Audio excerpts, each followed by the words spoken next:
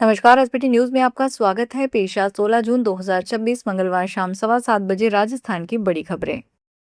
राजस्थान के जयपुर में sector road पर हो रहे अवैध अतिक्रमण के खिलाफ विकास प्राधिकरण का बुलडोजर अभियान लगातार जारी है। इसी कड़ी में आज जेडीए की प्रवर्तन शाखा ने एक और बड़ी कार्रवाई को अंजाम देते हुए सेक्टर रोड को अतिक्रमण मुक्त करने के लिए सख्त कदम उठाए हैं। कार्रवाई के दौरान भारी पुलिस बल मौके पर तैनात रहा ताकि अभियान शांतिपूर्ण पूरा किया जा सके। इस दौरान करीब 30 दर्जन से अधिक अवैध निर्माणों पर बुलडोजर चलाकर उन्हें पूरी तरह ध्वस्त कर दिया गया। इन अतिक्रमणों में आवासीय भवन, कमर्शियल प्रतिष्ठान, मैरिज गार्डन और अन्य व्यावसायिक निर्माण शामिल थे, जो सड़क सीमा क्षेत्र में अवैध रूप से बनाए गए थे। सुप्रीम कोर्ट ने आज मंगलवार को एक जनहित याचिका पर भी सुनवाई करने पर सहमति जताई। इस याचिका में केंद्र सभी राज्यों और केंद्र शासित प्रदेशों और भारत के चुनाव आयोग को निर्देश देने की मांग की गई, ताकि यह सुनिश्चित किया जा सके कि आधार का इस्तेमाल केवल पहचान के सबूत के तौर पर हो, न कि नागरिकता, निवास पते या जन्म तिथि के सबूत के तौर पर। Chief justice of India Suryakant और जस्टिस वी मोहना की बेंच ने वकील अश्विनी कुमार उपाध्याय की याचिका पर केंद्र सरकार, सभी राज्य सरकारों और केंद्र शासित प्रदेशों, ईसीआई और unique identification authority of India को नोटिस जारी किया। मामले की अगली सुनवाई 7 अगस्त को होगी। केंद्र सरकार ने सिरप की बिक्री से जुड़े नियमों में बदलाव किया है। स्वास्थ्य एवं परिवार कल्याण मंत्रालय ने ड्रग्स नियम 2026 की अधिसूचना जारी कर सिरप को ड्रग रूल 1945 के शेड्यूल से हटा दिया है। इस बदलाव के बाद खांसी के सिरप समेत सभी सिरप अब ओवर द काउंटर दवाइयों की लिस्ट में नहीं रहेंगे। इन्हें खरीदने के लिए डॉक्टर का प्रिस्क्रिप्शन दिखाना जरूरी होगा। अब मेडिकल स्टोर बिना पर्चे के सिरप आधारित दवाएं नहीं बेच सकेंगे। नई व्यवस्था अधिसूचना जारी होने के साथ ही लागू हो गई है। री नीट यूजी 2026 परीक्षा में अब कुछ ही दिन बचे हैं। परीक्षा को सुरक्षित और निष्पक्ष बनाने के लिए राष्ट्रीय परीक्षण एजेंसी ने एक नया ऑनलाइन पोर्टल शुरू किया है। इस पोर्टल पर छात्र और आम लोग फर्जी पेपर लीक की खबरों, नकली उम्मीदवारों और अन्य संदिग्ध गतिविधियों की शिकायत कर सकते हैं। एनटीए का कहना है कि शिकायत करने वालों की पहचान गोपनीय रखी जाएगी। 21 जून को होने वाले री नीट परीक्षा के पहले यह कदम इसलिए उठाया गया है ताकि किसी भी तरह की गड़बड़ी को समय रहते रोका जा सके और परीक्षा पारदर्शी तरीके से आयोजित की जा सके। राजस्थान के बारां जिले के छबड़ा क्षेत्र में आज मंगलवार को पार्वती नदी में नहाने गए एक परिवार के 4 सदस्यों की डूबने से मौत हो गई। मृतकों में 3 युवक और एक युवती शामिल है। हादसे की सूचना मिलते ही क्षेत्र में सनसनी फैल गई और बड़ी संख्या में ग्रामीण मौके पर एकत्र हो गए। पुलिस और प्रशासनिक अधिकारी ने मौके पर पहुंचकर राहत एवं बचाव कार्य शुरू किया। जानकारी के अनुसार मृतक शादी समारोह में शामिल होने के लिए बारां जिले के छबड़ा क्षेत्र में आए थे। राजस्थान में मानसून की दस्तक के साथ सरकारी स्कूलों की जर्जर इमारतें एक बार फिर लाखों विद्यार्थियों की सुरक्षा पर सवाल खड़े कर रही है। पिछले वर्ष झालावाड़ में स्कूल भवन हादसे के बाद सरकार ने पूरे प्रदेश में विद्यालय भवनों का सर्वे करवाया था, लेकिन सर्वे के बाद भी हालत में अपेक्षित सुधार नहीं हो पाया। सर्वे में प्रदेश के 3,768 विद्यालय भवन पूरी तरह जर्जर पाए गए थे। इनमें से 2,558 भवनों को आधिकारिक रूप से जर्जर घोषित किया गया, लेकिन अब तक केवल 1,129 भवनों को भी जमींदोज किया गया है। शिक्षा विभाग ने 2248 विद्यालयों के नए भवनों के प्रस्ताव भेजे, लेकिन स्वीकृति केवल 123 विद्यालयों को ही मिली है। चित्तौड़गढ़ के वल्लभ विहार में एक सूने मकान में चोरों ने निशाना बनाया है। चोरों ने लाखों रुपए के जेवर, नकदी और अन्य सामान पर हाथ साफ कर दिया।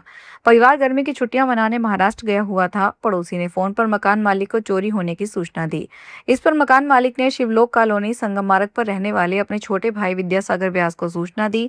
उन्होंने वहां जाकर देखा तो घर का पूरा सामान बिखरा हुआ था। ऐसे में विद्यासागर ने पुलिस को सूचना दी। चिकित्सा एवं तकनीक के क्षेत्र में अजमेर के जवाहरलाल नेहरू अस्पताल ने मंगलवार को नया इतिहास रच दिया। अब यहां आने वाले मरीजों को अत्याधुनिक रोबोटिक सर्जरी की सुविधा मिल सकेगी। राजस्थान विधानसभा अध्यक्ष वासुदेव देवनानी ने अस्पताल में मॉड्यूलर ऑपरेशन थिएटर और रोबोटिक सर्जरी का उद्घाटन किया। खास बात यह रही कि उद्घाटन के मौके पर ही रोबोट की मदद से 3 सफल सर्जरी कर नई तकनीक की शुरुआत कर दी गई। राजस्थान के राज्यपाल हरिभाऊ किशन राव बागड़े ने शिक्षा को ही ज्ञान का बड़ा आधार बताया है और कहा है कि इसके जरिए भारत को विश्व भर में श्रेष्ठ बनाने के प्रयास होने चाहिए। बागड़े मंगलवार को सुरेश ज्ञान विहार विश्वविद्यालय द्वारा आयोजित एजुकेशन समिट को संबोधित कर रहे थे। उन्होंने कहा कि भारत की प्रतिभा की दुनिया भर में मांग है। उन्होंने बच्चों की बौद्धिक क्षमता विशिष्ट क्षेत्रों में विकसित किए जाने पर जोर दिया। नई शिक्षा नीति के तहत उन्होंने प्राचीन भारतीय ज्ञान के आलोक में विकसित भारत के लिए मिलकर कार्य करने का आह्वान किया। राजस्थान में चिकित्सा विभाग द्वारा आज से 31 जुलाई तक स्टॉप डायरिया कैंपेन चलाया जा रहा है। इस अभियान का मुख्य उद्देश्य है 5 वर्ष से कम आयु के बच्चों में डायरिया की रोकथाम, समय पर इलाज, स्वच्छता, स्वच्छ पेयजल के उपयोग और जन जागरूकता बढ़ाना है। अभियान के तहत स्वच्छ जल, समुचित इलाज, डायरिया से बचे हर बार की थीम पर विभिन्न गतिविधियां आयोजित की जाएगी। केंद्र सरकार ने शिक्षा, महिला एवं बाल विकास, पेयजल एवं स्वच्छता, शहरी कार्य और ग्रामीण विकास जैसे विभिन्न विभागों को चिकित्सा विभाग के साथ आवश्यक सहयोग करने के निर्देश दिए हैं। कांग्रेस के पूर्व अध्यक्ष और लोकसभा में नेता विपक्ष राहुल गांधी एसआईआर के बाद अब छात्रों से मुद्दे पर बड़ा आंदोलन खड़े करने की कोशिश में जुट गए हैं। वो यूपी, बिहार और राजस्थान जैसे राज्यों में बड़ी सभाएं कर पेपर लीक, बेरोजगारी, एडमिशन जैसी समस्याओं पर छात्रों के बीच जाएंगे। इसकी शुरुआत राहुल गांधी 17 जून को देश में कोचिंग के सबसे बड़े हब कोटा से कर रहे हैं। वो आम आदमी की तरह दिल्ली के हजरत निजामुद्दीन रेलवे स्टेशन से जनशताब्दी एक्सप्रेस में बैठकर राजस्थान के कोटा शहर पहुंचेंगे और छात्रों से रूबरू होंगे।